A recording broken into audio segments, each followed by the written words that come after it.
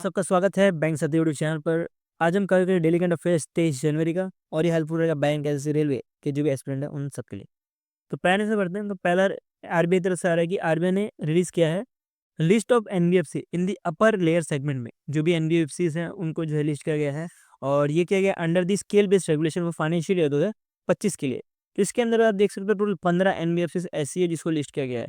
उसमें से कुछ आपको हाउसिंग फाइनेंस कंपनी से मिलेंगी और कुछ एनबीएफसी जैसे कि एलआईसी हाउसिंग फाइनेंस एक तरह की एचएफसी है, और दूसरी भी आपको मिलेगी Bajaj finance limited, Shriram finance limited, Tata son finance limited, Chola finance limited, L and T finance limited, Mahindra and Mahindra finance limited, Aditya Birla finance limited, Tata capital financial limited. ऐसे करके 15 जो है आपको इधर एनबीएफसीज मिलने वाले हैं। और अगर आपके मन में ये क्वेश्चन चल रहा होगा कि हम ये 15 के 15 पढ़ने पड़ेंगे, हाँ जरूर ये पढ़ना पड़ेंगे 15 के 15, क्योंकि आपको यहाँ से आपको डायरेक्टली क्वेश्चन पूछा जा सकता है कि which of the following is not an NBFC in upper layer segment in financial year 2025। तो ये क्वेश्चन पूछा जा सकता है। तो आपको अगर सारे के सारे नाम याद रहेंगे तभी आप जो इसका आंसर दे सकते हो, तो इसलिए आपको ये सारे के सारे नाम याद रखने हैं।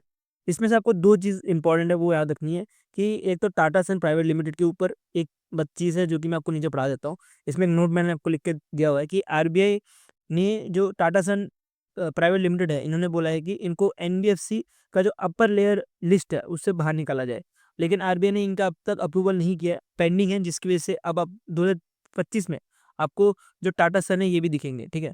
और अगर हम फ्यूचर की बात करें, क्या पता कुछ जनवरी या फरवरी में या इवन मार्च के टाइम पे जो है ये टाटा सन लिस्ट में ना रहे, लेकिन अभी आपको याद रखना है कि टाटा सन भी इस लिस्ट में है। इसके साथ आपको याद रखना है कि मिथुल फाइनेंस लिमिटेड जो है ये एक तरह की ओनली एनबीएफसी है जो कि लोन प्रोवाइड करती है, गोल्ड लोन प्रोवाइड करती है, ठीक है। तो ये 2 पॉइंट है जिसके ऊपर आपको ध्यान देना है। नेक्स्ट से बढ़ते हैं। तो नेक्स्ट लॉन्चेस हैं। अब हमारा टेबलर वाला फॉर्मेट जो है वो चालू हो गया, और जो माइंड मैपिंग कंटेंट था उतना ही था। और टेबलर कंटेंट में पहले तो लॉन्चेस की तरफ से ये आ रहा है कि नेशनल इलेक्ट्रॉनिक्स गवर्नेंस डिवीजन ने लॉन्च किया है एक तरह का एंटिटी लॉकर। ये मान सकते हो डिजिटल लॉकर है, लेकिन ये जो है एंटिटी लॉकर जो है जो बिजनेस है उनके लिए है, ठीक है। बिजनेस जो भी है वो अपना डेटा जो है स्टोर कर सकते हैं, शेयर कर सकते हैं, और डॉक्यूमेंट जो भी है उसको वेरीफाई करा सकते हैं, ठीक है। तो उसके बारे में डिटेल में पढ़ते हैं। तो ये जो नेशनल इलेक्ट्रॉनिक्स गवर्नेंस डिवीजन है जो कि आता है ministry of electronics and information technology के, इसका मतलब समझ जाना चाहिए यार, मैंने आपको इतना पढ़ा दिया है तो मैं आपको बार बार रिपीट नहीं करवाऊंगा। तो ये जो मिनिस्ट्री कौन सी है, ministry of electronics and information technology. तो इन्होंने लॉन्च किया है एंटिटी लॉकर, जो कि एक तरह का डिजिटल प्लेटफॉर्म होने वाला है, जिसके अंतर्गत जो भी डॉक्यूमेंट है उसको मैनेज किया जा सकता है और वेरीफाई भी किया जा सकता है। अब इसके बारे में पढ़ें तो ये तरह का क्लाउड बेस्ड प्लेटफॉर्म है जो कि हेल्प करेगा बिजनेस, एमएसएमई, स्टार्टअप्स और ट्रस्ट को, ट्रस्टीज जो भी रहते हैं उनको, कि वो अपना जो भी डेटा है या डॉक्यूमेंट्स है उसको स्टोर, शेयर और वेरीफाई करा पाएँ। और ये जो भी एप्लीकेशन है एंटिटी लॉकर, ये जो है इंटीग्रेट रहेगा with ministry of corporate affairs, goods and service tax network के साथ, मतलब जीएसटी नेटवर्क के साथ। उसके साथ ही जो directorate general of foreign trade है, ये सब के साथ जो है कनेक्ट रहेगा। अब ये कनेक्ट करने का फ़ायदा क्या रहेगा, जैसे कि मान लीजिए कोई एक डॉक्यूमेंट है, ठीक है, जीएसटी का ही डॉक्यूमेंट है, वो डॉक्यूमेंट सही है कि नहीं वो देखने का काम रहेगा जीएसटी काउंसिल का। अब कोई डॉक्यूमेंट जो कॉमर्स के रिलेटेड है तो वो काम रहेगा मिनिस्ट्री ऑफ कॉर्पोरेट अफेयर्स का। कोई डॉक्यूमेंट फॉरेन, कोई डॉक्यूमेंट्स ऐसा है या कुछ आइटम्स ऐसे हैं जो कि फॉरेन रिलेटेड होते हैं, तो वो उसको संभालने का काम होगा, उसको वेरीफाई करने का काम होगा director general of foreign trade का। तो ये इसलिए इन सबको इंडिकेट किया गया कि कम से कम टाइम में जो है ये लॉकर यूज़ कर पाए जो भी बिजनेस है वो। और ये जो है एम्पावर करता है जो भी बिज़नेस है उनको, ठीक है। तो इससे क्या होगा कि इससे जो भी डिलेज़ होती है वो कम हो जाएगी, और जो भी वेंडर को सपोर्ट चाहिए होती है वेरिफिकेशन करने के लिए वो भी मिल जाएगी। इसके साथ ही जो एमएसएमई को अगर लोन चाहिए होगा तो वो भी अवेलेबल हो जाएगा इस इधर से, ठीक है। तो ये जो एंटिटी लॉकर है यहीं से ये सब कुछ भी अवेलेबल हो जाएगा। अब इसमें एक पॉइंट आपको ध्यान रखना है कि ये जो है इंडिविजुअली जो है इसको डायरेक्टली एक्सेस नहीं कर सकते हैं, ठीक है। तो ये इंडिविजुअली डायरेक्टली एक्सेस नहीं कर सकते, और इसमें जो है लिंक करना पड़ेगा जो भी पर्सनल अकाउंट है उसके साथ, तभी जो है ये डिजिटल डिजिटल नहीं सॉरी एंटिटी लॉकर जो है यूज़ कर सकते हैं। इसमें एक लाइन भी लिखी गई है, digital document wallet for empower entity. तो ये आपको ये लाइन भी याद रखना है कि जो एंटिटी लॉकर है इसका एक टैगलाइन भी है जो कि है document wallet to empower entity. तो ये लाइन आपको याद रखनी है, और एग्जाम में यहाँ से भी एक क्वेश्चन बन सकता है। नेक्स्ट चलते हैं आईडीबीआई आईडीएफसी फर्स्ट बैंक जो है इन्होंने लॉन्च किया है फर्स्ट अन रुपे क्रेडिट कार्ड। अब फर्स्ट अन रुपे क्रेडिट कार्ड जो है ये एनपीसीआई के साथ मिल गए। एनपीसीआई और एनपीसीआई के जो रुपे प्रोवाइड करती है उसके साथ मिलके जो है ये कार्ड लॉन्च किया है। इसका मतलब क्या है, ये रुपए बेस्ड कार्ड होने वाला है और ये यूपीआई अनेबल कार्ड रहेगा, जिसके अंतर्गत इस क्रेडिट कार्ड का यूज़ करते हुए यूपीआई पेमेंट भी हो पाएगा। अब ये जो क्रेडिट कार्ड है ये बैक्ड रहेगा विथ फिक्स्ड डिपॉजिट और ये जो है ऑफ़र करता है, जो भी इंस्टेंट ऑनलाइन सर्विस है वो ऑफ़र करता है। इवन अगर यूपीआई पेमेंट किया तो उसके बदले में कैशबैक भी प्रोवाइड करता है और कुछ रिवॉर्ड्स भी प्रोवाइड करता है, ठीक है? सही। तो ये कार्ड किस-किस लिए अवेलेबल है, जो इंडियन सिटीज़न है वो उनके लिए अवेलेबल है, 18 प्लस जो रहेंगे उनके लिए अवेलेबल है और इसके लिए जो मिनिमम एफडी जो है वो ₹5000 होनी पड़ेगी।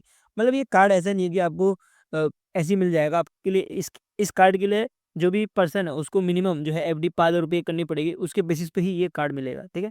तो एफडी बेस्ड कार्ड है जो कि यूपीआई इनेबल रहने वाला है। नेक्स्ट लॉन्च इसके ऊपर बढ़े तो ये आ रहा है श्रीराम लाइफ इंश्योरेंस की तरफ से। तो श्रीराम लाइफ इंश्योरेंस ने एक तरह से सेविंग प्लान एक तरह से लॉन्च किया है, जिसका नाम है क्या अजीब सा ही नाम है यार, ये जो भी है यार, ये इन्होंने लॉन्च किया है जो कि एक तरह का नॉन पार्टिसिपेटिंग सेविंग प्लान है, जो कि ऑफर करता है कुछ 668% रिटर्न ऑन टोटल प्रीमियम। जो भी टोटल प्रीमियम रहेगा उसके 668% जो है रिटर्न प्रोवाइड करता है और इसके अंतर्गत आपको जो भी पर्सन लेगा इस स्कीम को, उसके अंतर्गत सेविंग के साथ जो है लाइफ इंश्योरेंस का बेनिफिट भी ले सकता है और ये हेल्प करेगा लॉन्ग टर्म फाइनेंशियल सिक्योरिटी में, ठीक है? तो ये चीज़ ज़्यादा ध्यान देना है कि ये सेविंग एज वेल एज जो लाइफ इंश्योरेंस बेनिफिट भी देने का काम करेगा, ये जो प्लान है ये, ठीक है? तो इस प्लान के बारे में पढ़े थोड़े बहुत कुछ, जो कि इंपॉर्टेंट लेस इंपॉर्टेंट में आता है, मैं आपको ऑलरेडी लिख के दिया हूँ कि ये जो है लेस इंपॉर्टेंट में आता है, इसके जो भी प्लान है, इसके एलिजिबिलिटी क्राइटेरिया ये सारे इतना एग्जाम में नहीं पूछे जाते, लेकिन तब भी आपको एक बार तो कवर करवा ही देता हूँ मैं, बिकॉज एग्जाम में क्या पता पूछ भी लिया जाए। बहुत कम चांस है यहाँ से पूछने का, क्योंकि बहुत सारे स्कीम्स होती हैं और सबका एज याद रखना पॉसिबल नहीं है और सबका जो प्रीमियम पे आउट है ये सब रखना याद रखना मुश्किल होती है बहुत ज़्यादा। तो आप इसको सीधे स्किप भी कर सकते हो और अगर कोई पर्सन जो याद कर सकता है वो याद भी कर सकता है, ठीक है? तो देखते हैं, पहले तो एलिजिबिलिटी एज देखते हैं। एलिजिबिलिटी एज जो है वो 30 से 60 साल तक है। मिनिमम जो एनुअल प्रीमियम जो है इसका ₹30,000 होने वाला है और जो भी प्रीमियम पे आउट ऑप्शन है वो हाफ ईयरली बेसिस पे ले सकते हो, क्वार्टरली ले सकते हो और मंथली ले सकता है। अगर हाफ ईयरली लेगा तो ₹15,500 मिलेंगे, क्वार्टरली लेगा तो ₹8,000 मिलेंगे और अगर मंथली लेगा तो ₹3,000 करके मिलेंगे। और अगर मैच्योरिटी पे आउट की बात करें, जब मैच्योर हो जाएगा उसके बाद जो है ये टैक्स फ्री होने वाला है और ये 10 से 40 साल के बीच में जो है इसका पैसा जो है निकाल सकते हैं, ठीक है? और इसे मैक्सिमम मैच्योरिटी पीरियड जो है 101 ईयर तक रखा गया है। मतलब जिनका भी एक 101 एज तक भी जो है ये जो भी इंश्योरेंस है, लाइफ इंश्योरेंस है, ये ले सकते हैं। नेक्स्ट चलता है नेक्स्ट फर्स्ट न्यूज़। तो इंडिया का first ever CSIR innovation hub बनाया गया है। सीएसआईआर मतलब council for scientific and industrial research. ये जो है ऑर्गेनाइजेशन है गवर्नमेंट बेस्ड और इस ये जो है पहला ऑर्गेनाइजेशन मुंबई में बनाया गया है, जो कि मेगा इनोवेशन कॉम्प्लेक्स बनाया गया है, जिसका काम रहेगा जो भी स्टार्टअप्स है उनको हेल्प करने के लिए। डेडिकेटली ये स्टार्टअप्स के लिए ही बनाया गया है, ठीक है? और इसकी जो लॉन्च करने वाले मिनिस्टर है वो याद रखना है, जितेंद्र सिंह जी है इसके मिनिस्टर है, जो कि एक तरह का इंडिपेंडेंट चार्ज की तरह काम कर रहे हैं of ministry of science and tech और मिनिस्ट्री ऑफ अर्थ साइंस के, ठीक है? तो इंपॉर्टेंट न्यूज़ है, इस पर आपको ध्यान देना है। छोटा सा लिखा हुआ है लेकिन इंपॉर्टेंट बहुत ज़्यादा है। नेक्स्ट चलते हैं नेक्स्ट, ये भी इंपॉर्टेंट न्यूज़ में आता है। टॉप 25 ग्लोबल बैंक है बाय मार्केट कैपिटल के हिसाब से एज पर क्वार्टर 4 ऑफ 2024, मतलब कि जनवरी से लेके मार्च तक कौन-कौन से बैंक्स हैं, वो डेटा निकाला गया है एक यूएस बेस्ड कंपनी जिसका नाम है ग्लोबल डेटा। तो इसमें आप देख सकते हो कुछ इंडिया के बैंक्स भी है, जैसे कि एचडीएफसी, आईसीआईसी और फिर जो एसबीआई है, ये भी इसमें आपको मिलेगा। और आपको ये भी पॉइंट ध्यान रहेगी कि ये जो है डीसैप कंपनीज़, डीसैप बैंक्स भी है, ठीक है? मोस्ट इंपोर्टेंट बैंक्स भी ये सभी आते हैं, एचडीएफसी, आईसीआईसी बैंक और एसबीआई। अगर टॉप वाली बैंक की बात करें तो टॉप में जो फर्स्ट रैंक में टॉप करता है in terms of global rank, तो वो आपको मिलेगा जेपी मॉर्गन। जेपी मॉर्गन पता होगा और ये एक यूएस बेस्ड कंपनी नहीं है, ये एक तरह की बैंक है, सॉरी मैंने कंपनी बोल दिया। ये एक तरह का यूएस बेस्ड जो है बैंक है जेपी मॉर्गन और ये इन्वेस्टमेंट भी करती है, इनका खुद का बैंक भी है और इनके अगर मार्केट एवल्यूशन देखें या मार्केट कैपिटलाइजेशन देखें तो आपको 674.9 बिलियन मिलने वाला है यूएस डॉलर। तो ये सबसे ज़्यादा मार्केट कैप कैप्चर करता है। उसके बाद यूएसए की ही एक बैंक जिसको बैंक ऑफ अमेरिका बोला जाता है, वो सेकंड नंबर पे आता है। थर्ड नंबर पे चाइना का एक बैंक आता है, इसको industrial and commercial bank of China बोला जाता है, ठीक है? तो बहुत टाइम से आप देख सकते हो कि चाइना जो है थर्ड पे ही रहती है ज़्यादा सारे टाइम, जिनके बैंक से ये बहुत अच्छा परफॉर्म कर रही है। और अगर इंडिया की बात करें तो इंडिया के जो ग्लोबल रैंक है उसमें आपको मिलेगा 13 नंबर, एचडीएफसी, ठीक है? तो ये इंडिया की तरफ से टॉप पे एचडीएफसी, लेकिन ग्लोबल रैंक इनका 13 मिलने वाला है और इनका अगर मार्केट कैप देखिए तो आपको मिलेगा 158.5 बिलियन यूएस डॉलर। उसके बाद आप आईसीआईसी बैंक का देख सकते हो, उसके बाद HDFC बैंक मैंने ऑलरेडी लिख दिया शायद, या मेरा थोड़ा मिस्टेक हो गया, यहाँ पे SBI आना चाहिए था, ठीक है। मैं आपको PDF में इसको सही कर दूंगा। तो 24 नंबर पे जो है इधर SBI आएगा। नेक्स्ट चलते हैं, नेक्स्ट आ रहा है वर्ल्ड फ्यूचर स्किल इंडेक्स 2025। तो ये जो वर्ल्ड फ्यूचर स्किल इंडेक्स है, इसको रिलीज किया गया है QS के द्वारा। और इसमें आप देख सकते हो US ने टॉप मारा, और इंडिया की रैंक इसमें आपको 25 मिलने वाली है। और अगर ओवरऑल रैंक की बात करें तो इसमें आपको USA टॉप पे मिलेगा, इंडिया की रैंक 25 में मिलेगी, और सेकंड नंबर पे UK और थर्ड नंबर पे जर्मनी मिलेगी। इसके साथ इस इंडेक्स को जो है 4 की फैक्टर में नापा जाता है। एक है स्किल फिट, दूसरा है एकेडमिक रेडीनेस, तीसरा फ्यूचर ऑफ वर्क, और चौथा है इकोनॉमिक ट्रांसफॉर्मेशन।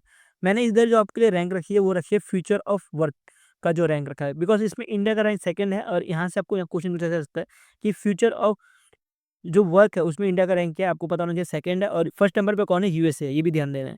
तो इसलिए मैंने इधर इसको ही रखा है, बाकी मैंने इधर पॉइंट नहीं रखे कि स्किल सेट में क्या है और इकोनॉमिक रिसर्च में क्या है, ठीक है, क्योंकि उसमें इंडिया की रैंक बहुत खराब है, कुछ 37 रैंक के आसपास है, कुछ 40 के आसपास है। तो जब भी कभी बहुत खराब रैंक होती है इंडिया की, तो एग्जामिनर कभी वहाँ से क्वेश्चन पूछते ही नहीं है।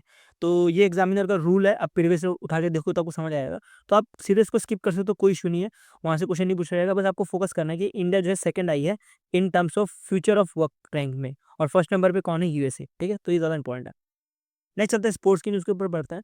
तो अभी पहला addition of kho kho world cup 2025 का नई दिल्ली में हुआ था। नई दिल्ली में कहाँ पे, इंदिरा गांधी इंडोर स्टेडियम में हुआ था, जिसमें इंडिया के जो दोनों मेंस और वुमेन्स टीम है, दोनों जीते थे। तो जो मेंस की टीम थे उनको लीड कर रहे थे प्रतीक वाइकर, जो कि इस टीम के कैप्टन थे। मेन जो इंडिया की जो टीम थी खो खो की, इसके कैप्टन थे। और दूसरे जो टीम थी वुमेन टीम, उसकी जो कैप्टन थी वो प्रियंका जी थी, ठीक है। तो ये चीज़ आपको ध्यान देनी है, और ये आपको दिख ही रही होगी, बहुत छोटी सी बच्ची टाइप लग रही है, और ये ज़्यादा एज भी नहीं है इनका, और इन्होंने जो है वर्ल्ड कप जीत लिया पहला, फर्स्ट एवर वर्ल्ड कप जो खो खो का हो रहा था वो जीत गया है, ठीक है। तो इन्होंने हराया किसको, ठीक है, ये चीज़ आपको ध्यान देनी है। तो इन्होंने दोनों दोनों ने, जो इंडिया के मेंस टीम है और वुमेन्स टीम है, दोनों ने जो है नेपाल को हराया। और अब देख सकते हो कुछ बहुत ज़्यादा डिफरेंस है दोनों के बीच में, ठीक है। तो दोनों टीम ने जो है नेपाल को एकदम पिछाड़ दिया है, और गंदे तरह से इनको हरा दिया है। अब खो खो वर्ल्ड कप की बात करें तो इसको ऑर्गेनाइज किया गया था by kho kho federation of India और इंटरनेशनल खो खो फेडरेशन ने। और इसको बैक था बाई इंडियन ओलंपिक एसोसिएशन के द्वारा, बिकॉज इंडिया में ऑर्गेनाइजेशन हो रही थी, इंडिया में इवेंट हो रहा था, जिसकी वजह से इंडियन ओलंपिक एसोसिएशन इसको बैक कर रही थी। इसके अंदर का टोटल 20 मेंस की टीम थी और 19 वुमेन्स की टीम थी। अगर इंडिया की जो मेंस की टीम थी उसकी बात करें तो ये ग्रुप ए के अंडर आती थी, और ये इंडिया का जो इंडिया जो है नेपाल, पेरू, ब्राज़ील और भूटान के साथ थी। और वुमेन्स की बात करें तो वुमेन्स की जो मैं इंडिया की टीम थी वो ईरान, मलेशिया और साउथ कोरिया के साथ थी, ठीक है। और ये जो है एक तरह का नॉकआउट मैच था, एक ही मैच हो रहा था, और एक मैच के बाद ही वो टीम बाहर हो जा रही थी, और फाइनल में जाके इंडिया फाइनली जीत गई। इसके साथ ही आपको एक और पॉइंट ध्यान देना है कि जो सेकंड एडिशन होने वाला है ये जो है इंग्लैंड में होगा, ठीक है। तो सेकंड एडिशन जो है इसका इंग्लैंड में होने वाला है। ये एक पॉइंट है, ignore bad in the image. ये मैंने पॉइंट तब लिखा था जब मैंने इधर डिफरेंट इमेज यूज़ किया हुआ था, जैसे कि आप यहाँ पे भी देख सकते हो, ये कुछ बॉल टाइप दिख रहा होगा, ठीक है, कि मैं कुछ डिफरेंट इमेज यूज़ किया कर रहा था, तो उसकी वजह से मैंने ये लाइन लिखी है, और डेफिनेटली ये कुछ काम का लाइन नहीं है, मैं आपको PDF में इसको भी रिमूव करा दूंगा, ठीक है। नेक्स्ट में बढ़ते हैं। तो नेक्स्ट जा रहा है इंडिया ओपन सुपर 750 2025। ये एक तरह का बैडमिंटन का मैच था, जिसमें विक्टर एलेंसन, जो कि डेनमार्क से बिलोंग करते हैं, ये जीते हैं मेंस कैटेगरी में, और वुमेन्स कैटेगरी में साउथ कोरिया से आती है यंग, ये जीते हैं। तो जिन्होंने जो है हराया है, जो विक्टर है, इन्होंने हांगकांग के एक कोई प्लेयर को हराया, जो कि लेसन बोर्ड में आता है, इतना और ध्यान नहीं देना, क्योंकि एक बार पढ़ लेना तब भी।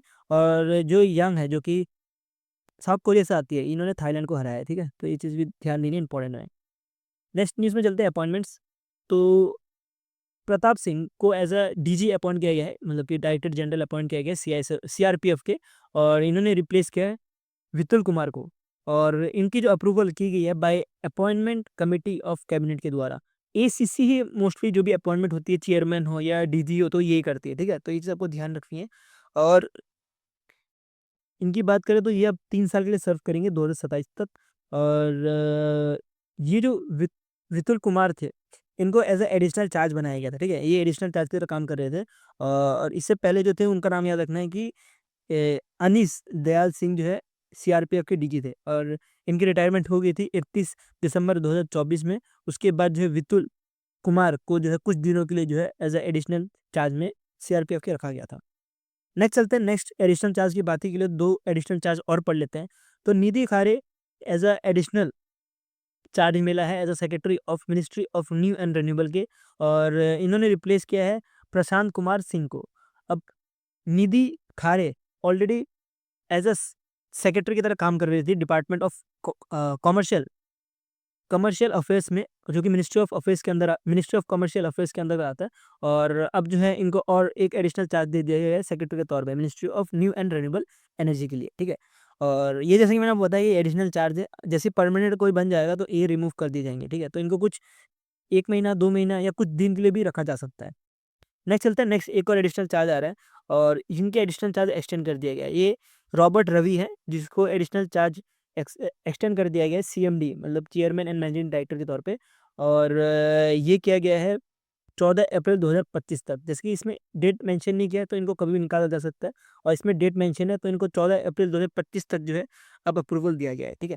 तो इससे पहले अगर कोई नए बन जाते हैं सीएमडी तो उनको बनाया जाएगा, और जब 14 अप्रैल 2025 आ जाएगा उसके बाद जो है उनको ये जो है जगह सौंपी जाएगी, सीएमडी होगी, ठीक है, बीएसएनएल और एमटीएल में, ठीक है। तो इनकी जो अपॉइंटमेंट की गई है वो डिपार्टमेंट ऑफ टेलीकम्युनिकेशन ने की है, जो कि मिनिस्ट्री ऑफ कम्युनिकेशन के अंतर्गत आता है, ये आपको ध्यान देना है। अब इसका एक रिमेंबर ट्रिक समझते हैं कैसे 3 अपॉइंटमेंट याद रख सकते हैं। और मैं इसका ऑलरेडी एक जो वीकली पीडीएफ आएगा या मंथली पीडीएफ में आएगा, मैं उसको ट्राई करूँगा कि आपको एक बार में इसका एक ट्रिक बता दूँ, ठीक है। इसको थोड़ा ट्रिक समझते हैं जो कि यहाँ पे बन सकता है। मुझे थोड़ा टाइम दीजिए, मैं थोड़ा सोचने की कोशिश करता हूँ क्या बन सकता है इसमें।